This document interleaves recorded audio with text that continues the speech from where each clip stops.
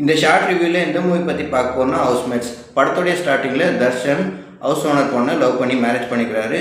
அவர் வேளச்சேரியில் ஒரு ஃப்ளாட் வாங்குறாரு.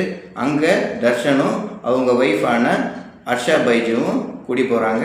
அந்த வீட்டில் அமானுஷ்யமான சக்தி இருக்கிற மாதிரி அவங்களுக்கு ஃபீல் ஆகுது. டிவி ஆட்டோமேட்டிக்காக ஆன் ஆகுது. டேப்பில் தண்ணி ஆட்டோமேட்டிக்காக வருது. அது மாதிரி விஷயம் நடக்குது. அதே மாதிரி விஷயம் ஒரு ஃபேமிலிக்கும் நடக்குது. அதுதான் காளி வெங்கட் ஃபேமிலி.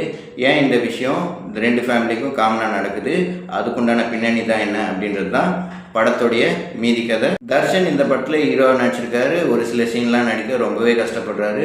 ஹர்ஷா பைஜு தர்ஷனுக்கு பேரா நடிச்சிருக்காங்க. அவங்க இந்த கேரக்டருக்கு ஏற்ற மாதிரி ரொம்ப நல்லாவே பண்ணியிருக்காங்க. காளி வெங்கட்டும் வினோதினியும் ஹஸ்பண்ட் ஒய்ஃபாக நடிச்சிருக்காங்க. அவங்க பையனா கென்ட்ரிக் நடிச்சிருக்காரு. இவங்க வர போர்ஷன் ரொம்ப நல்லாவே இருக்குது.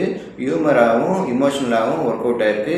இந்த படத்தில் காளி வெங்கட் தான் ஹீரோ அப்படின்னே சொல்லலாம். தீனா அண்ட் அப்துல்லி தர்ஷனுக்கு ஃப்ரெண்டாக நடிச்சிருக்காங்க. சப்போர்ட்டிங் கேரக்டராக ரொம்ப நல்லாவே பண்ணியிருக்காங்க.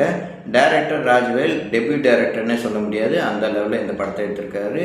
ஃபர்ஸ்ட் ஹாஃபில் ஆர்ஆர் மூவி மாதிரி ஆரம்பித்து செகண்ட் ஹாஃபில் சயின்ஸ் ஃபிக்ஷன் ப்ளஸ் ஃபேண்டசி மூவியை மூவ் பண்ணிட்டாரு. தாராளமாக இந்த படத்தை தேட்டரில் பார்க்கலாம். இந்த மாதிரி வீடியோ பார்க்கணும் எங்கள் சேனல் லைக் பண்ணுங்கள், ஷேர் பண்ணுங்கள், சப்ஸ்கிரைப் பண்ணுங்கள். தேங்க்யூ.